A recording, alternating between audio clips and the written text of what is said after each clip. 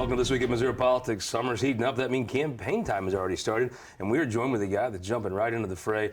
Senator Andrew Koenig, you've been involved in probably every major piece of legislation that's passed the Missouri Senate in the last 3-4 years. Now you're taking that experience and running for? State Treasurer. So thank you for having me on, for being able to announce this. And we're very excited to get started. So, you know, when the governor's term is up, you have a lot of these offices that are open. The governor has, it's kind of the Mike Parson Employment Agency. He's filled it with someone. There's an incumbent in the office. Why did you settle on state treasurer? Sure. I think with my experience, I served Ways and Means chair for 10 years. Yep. And so I know the numbers. I've passed numerous pieces of tax legislation. I passed the ESA program, and I think it was a good fit to make this, to make the run for state treasurer. A little bit about myself. I grew up, born and raised in Missouri. My wife's from Kansas City. We have 5 kids. What part of the state are you from? So I was born and raised in St. Louis County. Where you represent now? Yep, currently. Now you're running for the whole state. So this is an interesting dynamic here. Your wife's from Kansas City? Yes, she is. She's not like one of those people hung up on the junior varsity team, is she? So she's from Independence, Missouri. And isn't it funny how people from, like if you're from Lee Summit, you're from Kansas City. If you're from Raytown, you're from Kansas City. If you're from Parkland, Parkville, even Tony will say he's from Kansas City. But if you're from Independence, you're from Independence, right? Yeah, that's you're right. Not from Kansas City. That's right. She's not a Royals fan, is she? She is not. Well, good. No. I mean, you know how to pick them then. Yeah. So tell folks about your family and your kin. What do you do when you're not being a legislator? Sure. So I have 5 kids. 3 of them are biological. We adopted twins through the foster care system, and so they're 8. My oldest is 17. We're big into sports. My oldest son, he swims, so nice. he swims 5 hours a day. Does CrossFit, so he's a beast. He's probably in the top 20 in breaststroke in the country. That's amazing. So we're going to he's going to Futures. So he's getting his college paid for somewhere, right? That's right. That's right. I said you're going wherever your college is paid for. That's where you're swimming at. And my second son, he swims. My third son, he does water polo. So we do a lot of sports. They're all excited to help me out in the campaign. We go to West County Assembly of God Church. I'm a small business owner, so I have a paint contracting company, and I also do contract work for insurance companies. So, it's an interesting thing. When a man talks about abortion, there's a pushback from people that are pro-choice. I do think, though, when you've taken a step to adopt kids, it gives the weight of your words a little more meaning. Sure. People talk about you don't care about these kids when they're born. Well, not only do you care about them, you've actually brought them into your home. That's right. Yeah, I mean we've fostered numerous kids over the years, and we're very fortunate enough to adopt the twins. Actually, when we first got them in our home, my wife was like, we took kids between the ages of 2 and 6, and we were in Jeff City because I was running for state senate at the time. Just announced I'd run for state senate, and she goes, God's telling me we need to take babies. And I was like, really? I was hoping we past that baby stage. And so I didn't think anything of it. And then 10 days later, we get a call saying that there's twin babies and they can't find a foster home for them. And I was like, oh, I guess she heard from God correctly. Yep. So I called the caseworker, and I told the caseworker, I was like, all right, yeah, we'll take them, for a few months. And see how it goes. And of course, we fell in love with them. And it took us 3 years to adopt them. But they've never left our home, which we're very fortunate. We were concerned that if they went back into the foster care system, that they would get traumatized. And fortunately, it's a real concern. Yeah. I mean, you hear a lot of horror stories about the system. The system's in place for a reason, checks and balances. But it's nice to hear one of those stories that actually worked for the betterment of the family and mostly those kids, right? Yeah, I mean, we've seen a lot of really bad, heartbreaking situations, and so we're just really happy that the twins made it and they're not traumatized and they're living a good life. So the treasurer job is known as the chief financial officer for the state. On a lot of boards, got a lot of responsibilities throughout state government. Specifically, you have been involved in tax policy. I don't know where your passion lies. You've been part of a lot of major pieces of legislation, but I've always seen when you file legislation, a lot of it's got to do with tax policy. That's right. I mean, my bread and butter has been tax policy, education, and abortion, and I've been very fortunate enough to be very successful in all three areas. No one has cut more taxes than I have in this state. I passed the first income tax cut in nearly 100 years back in 2016, and I cut the corporate income tax for the first time in Missouri's history, and revenues from corporate taxes are actually up. And we cut it from 6.25% down to 4%. These things don't just happen. It's not a Facebook post that passes a piece of legislation. It's you have to go to people's offices, 33 other folks. Half of them either don't agree with you or are skeptical, and get them to at least sit down. That's work that's done over weeks and years, right? That's right. I mean, on some of these bills, like I passed the Wayfair bill, which also cut the income tax, helped Missouri businesses as well be more competitive across the country. And I mean, trying to bring the right and the left together on that bill was a monumental task. Representative Eigelston was carrying it in the House, and it was a very difficult winding bill to road. pass. Yes. But I know you get credit in the Capitol. I don't know how much credit you get outside the Capitol for being somebody that can walk into anyone's office and word be taken as gold, and actually get people to come together to either vote for or allow things to be voted on that are huge pieces of legislation. That's right. I think without your name on it. Yeah, I think that's when I could go into file legislation or work on legislation, I care about what it actually says, and I want to get it done, whether my name's on it or not. Like one thing, I really wanted to get IP done this year, and I worked tirelessly on it, even though I wasn't carrying the bill. And so I think being a state treasurer is a good fit because I can continue working with the legislature when it's appropriate. You know, there's the education savings accounts. The treasurer's brief can be thought of as a little thin sometimes. That was something that was added specifically to the treasurer's office. Tell folks that your legislation, how you passed that, and why it'd make maybe the guy that passed that bill the good guy in the treasurer's office to run that program. Sure, yeah, I worked years and years on this. I think a bill that I passed this year was a Parents' Bill of Rights, a ban on CRT, and so I care about education. So I passed the first school choice program in Missouri's history, and I spent years on it, had over 100 different versions of it, worked out a compromise and got it done. And I think there's some things to that program that'll make it function better.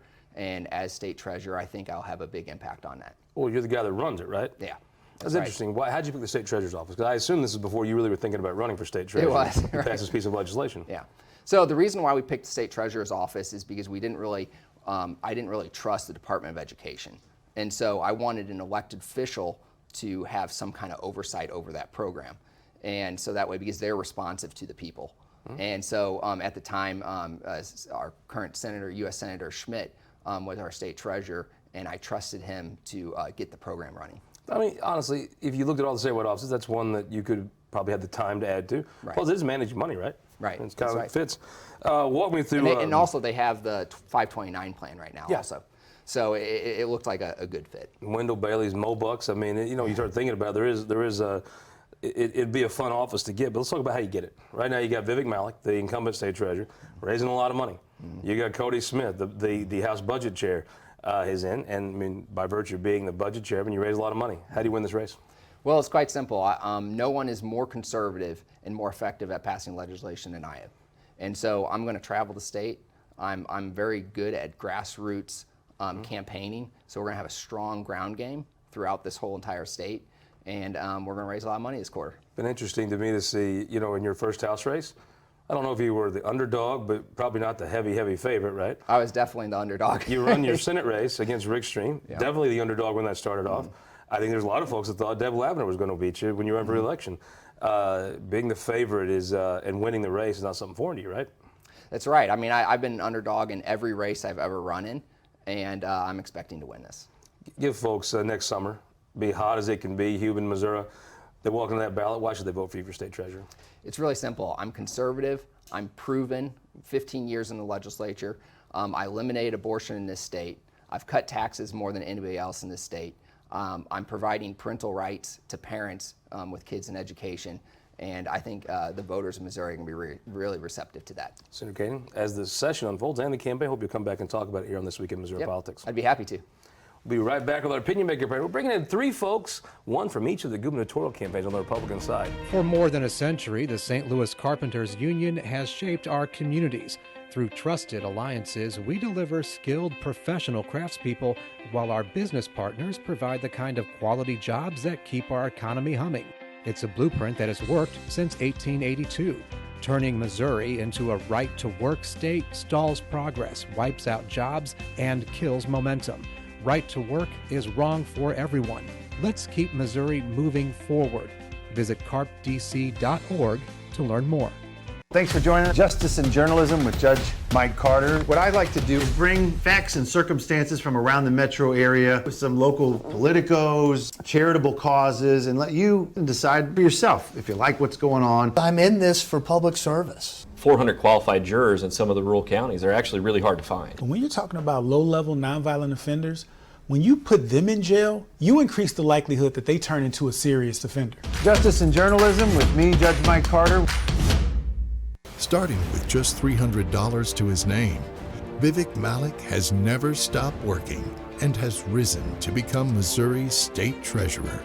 Vivek Malik never forgets our duty to keep the American dream alive. This is the greatest country in the world. There's a lot that divides us, but the one thing that unites us all is our love for this great country. Vivek Malik, treasuring what we hold most dear.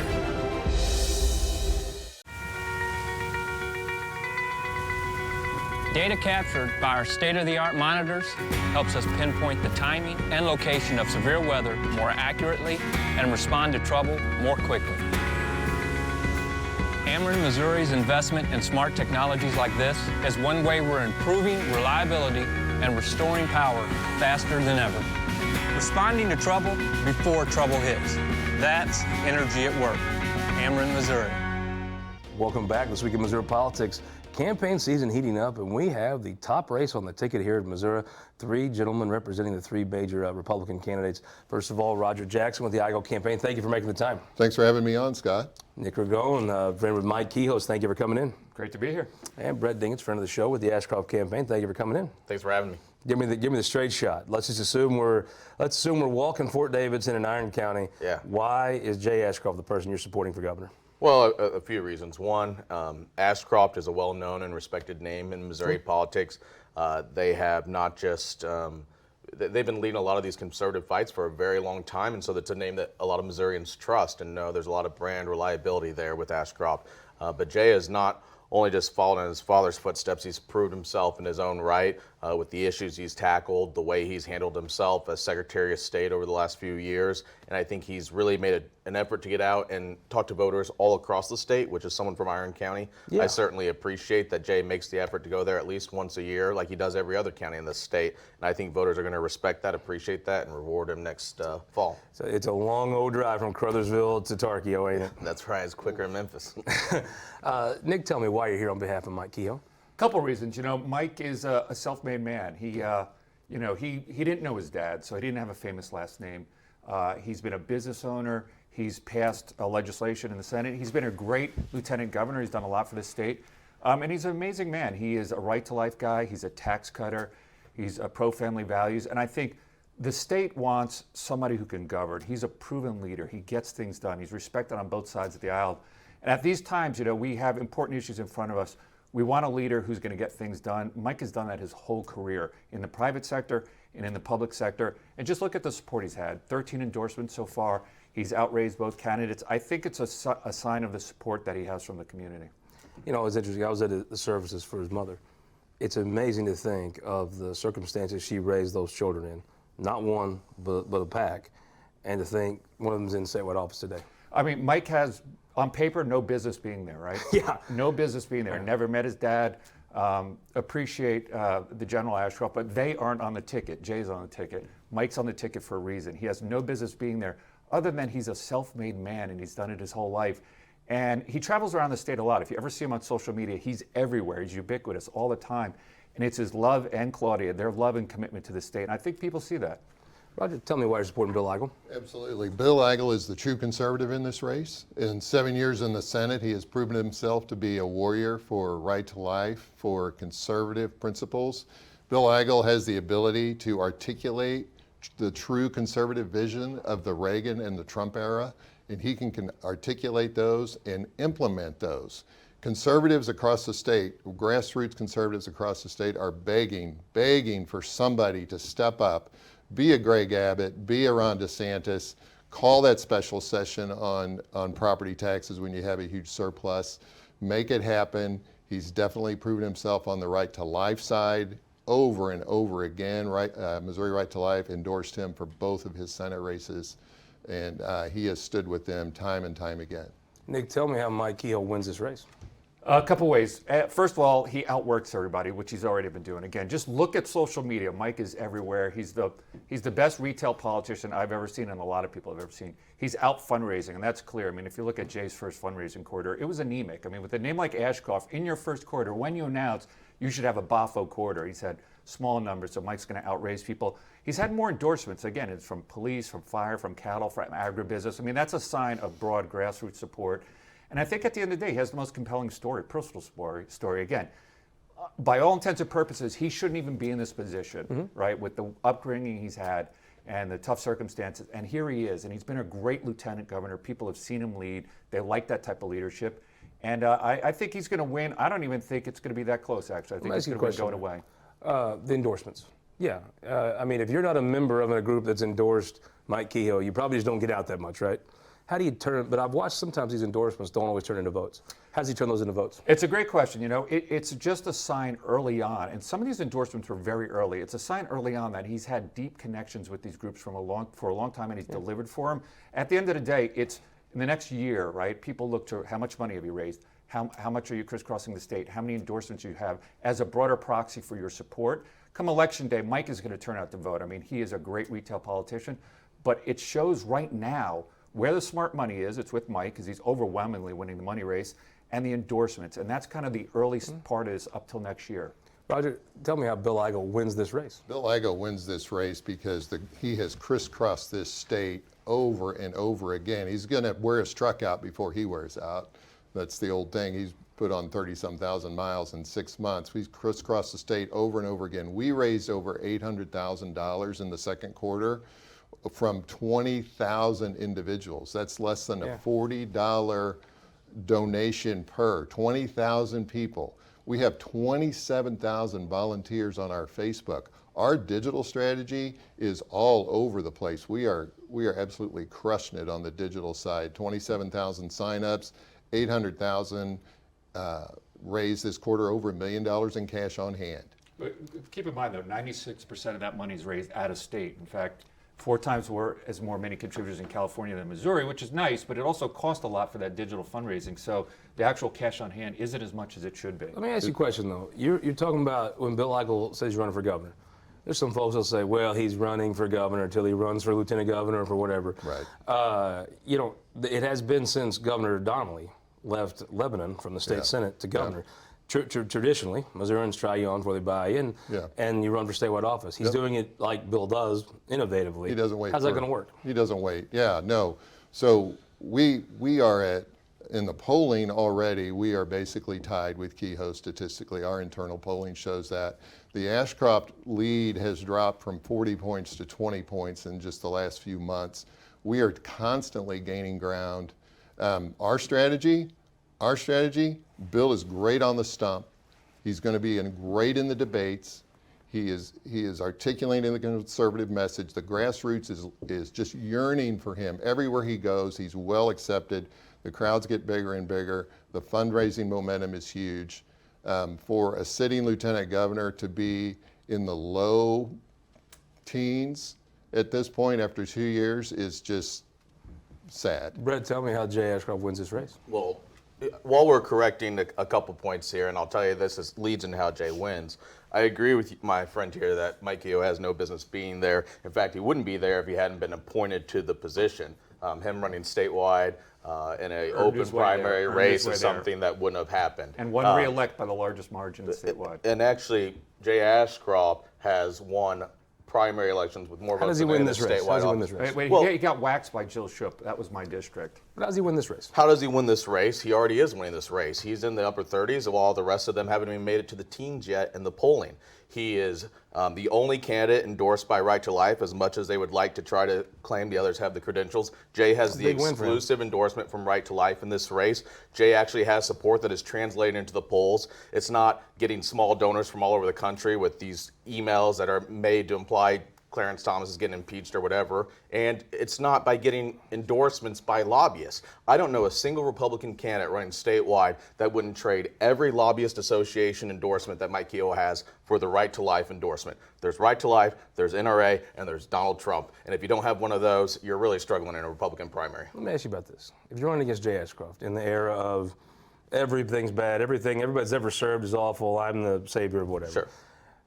You worry that that name, while it's put you in the front, it's put you in the driver's seat in this race, do you worry it gets turned on you? Yeah, I don't worry about that because the Ashcroft's name's strong in Missouri, but it's not just his name that's getting in there. It's the work Jay's done, traveling to every county every year, being actively involved in the important fights. That's what's got him the Right to Life endorsement, is that he's not just sitting there waiting for Governor Parson to tell him what to do. He's out there leading on these issues, unlike some of the others in this race. As far as how he beats Bill Eigel, I think he waits until Bill Eigel announces he's running for lieutenant governor and then just goes and beats Mike Keogh. That's not going to happen. Let me ask you this question. Let's look forward to next summer. Be a nice, hot, muggy time. Let's say there's an old boy that owns a gun store in West Plains. Right. What issue is he going to be thinking about next summer when he goes in to vote? He's going to be thinking about his personal freedoms. He's going to be thinking about his property taxes. He's going to be thinking about how our gun rights could be whittled away. He's going to be looking for a warrior. He's going to be looking for somebody who's been a fighter, not somebody who says they're pro-life, but somebody who has voted pro-life over and over and over again and stood with Missouri Right to Life over and over again. They're going to be looking for the special interest candidate. They're not looking for the legacy candidate. They're looking for the positive, bold, conservative reformer that Bill Eigel is, and that's why we'll win. Brad Dinkins, let's say you got a professional woman in Bonne Terre. Yep. What's she thinking about next summer when she goes in the polls? I think that most Republican primary voters want the same thing. They want less government in their lives. They want someone that has a pretty consistent record on voting for less taxes, not higher taxes that Keogh has voted for. A gas tax is a great example of that he's voted for 4 times.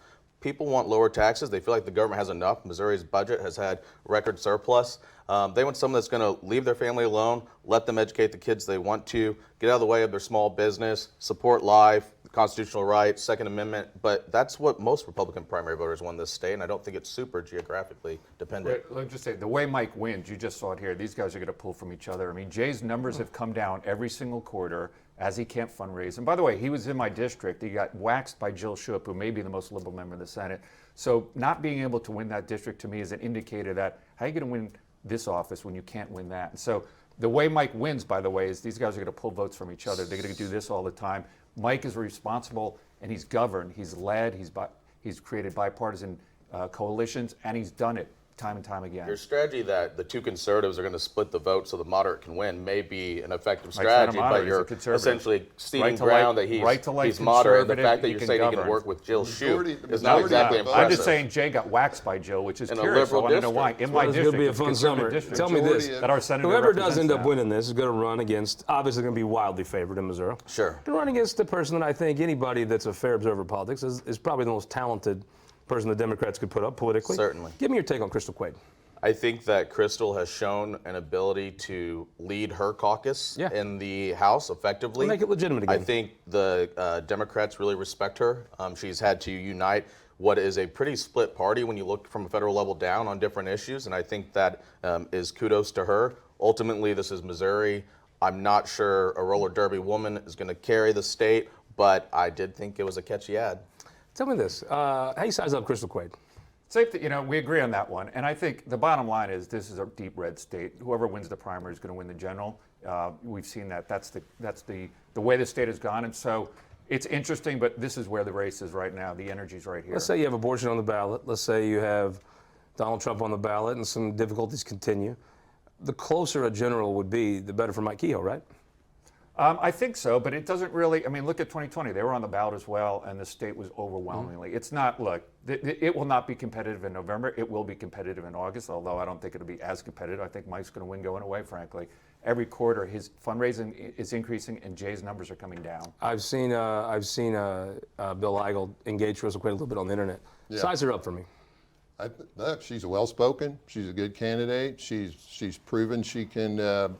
She turned that minority caucus around a little bit, kind of organized them, got them going. I think she's a sharp lady, but she's from a very Democratic district in Springfield, Missouri. I don't know how she's going to do outstate. It's going to sound odd to most folks, but there's a spot there in North Springfield. Northwest Springfield's been Democrat forever. Yeah. Yeah, so I think her chances in 26 to take that seat are kind of good. All right, tell me this real quick here. Jay Ashcroft is Governor Jay Ashcroft. Yep. What gets done? I think that some of this is going to be largely dependent on what happens in these Senate primaries. I mean, we have between 6 and 8 that's going to be open, and we've seen the Senate be kind of the burden on getting things done recently in years as far as conservative legislation that the House has been able to pass. But I think if Jay Ashcroft is governor, we don't see any more tax increases come through. Those get vetoed. I think we see tax cut legislation that the good senator that you had on earlier has worked on, some of those pieces of legislation, along with other members that have been working on that. I think you see the state budget shrink, unlike how it has with the other two opponents he's had. And I think you see just good conservative policies get passed, like we see in other states like Florida, Texas, where they are kind of leading the charge on a lot of these issues. That's the kind of model that an Ashcroft administration follows. Roger, what gets done under Governor Bill Eigel? First day in office, defund, die. Diversity, inclusion, equity. I said die for a reason. We don't trust DESE, has been mentioned earlier today. There's definitely going to be some reforms done there with DESE. Yeah, we haven't met a tax we don't want to cut. So personal property taxes is going to be on the board. The great thing about having an articulate, bold, conservative reformer like a Reagan is he will lead the legislature to the right, just like Reagan led the Republicans and even some Democrats to the right to get his tax policy Nick, what gets done with Governor Mike I think tax cuts. Mike cut $2.5 billion of taxes in the Senate. It was the deciding vote on the big tax cut bill. I think he's going to govern a lot like Ron DeSantis or Greg Abbott and protect our cultural values. I think he's going to make sure our education system works, and I think he's going to invest in infrastructure. But I think there's a minute left, 2 on the week. I've got to say Missouri Right to Life. That's been a lot of the topic of discussion today, which for all the arguments I see about whether they're relevant or not now, I think this proves they're still a relevant force in Missouri. Oh, they're relevant. I'd say we had Susan Klein on our midweek update. She said for an hour, talked about how the endorsements are done. Go to MissouriTimes.com and you can watch that. But yeah, big day for the Ashcroft campaign. I mean, Mike did. He's fundraising, he's winning on endorsements, he's narrowing that gap, and I think he's going to be our next governor. I mean, his Rolodex is probably the biggest Rolodex in the state. By far, and there's no better retail politician. I mean, he knows how to connect with people. Bill Eigel in the week with that fundraising haul that came out of nowhere, over $800,000, over $1 million cash on hand. Fantastic campaigner on the stump. I've seen all three of these gentlemen on the stump. Bill Eigel is so far ahead on the stump. I'm not sure Bill Eigel's not the best orator in the party, but interesting to me, that donor base you built up online. Yeah. It costs a lot to build it up. It did. You probably benefit from it as it goes on, right? We still have $1 million to cash on hand. We still have a ton of momentum. We have 27,000 people on our website that want to volunteer. We're going to have a grassroots army out there. It's going to be a fun race. I'm going to say the former Governor Matt Blunt, whose portrait was hung up in the Capitol this week. Nobody did more to change the state than Matt Blunt. And if you'll notice, no one's tried to change it since.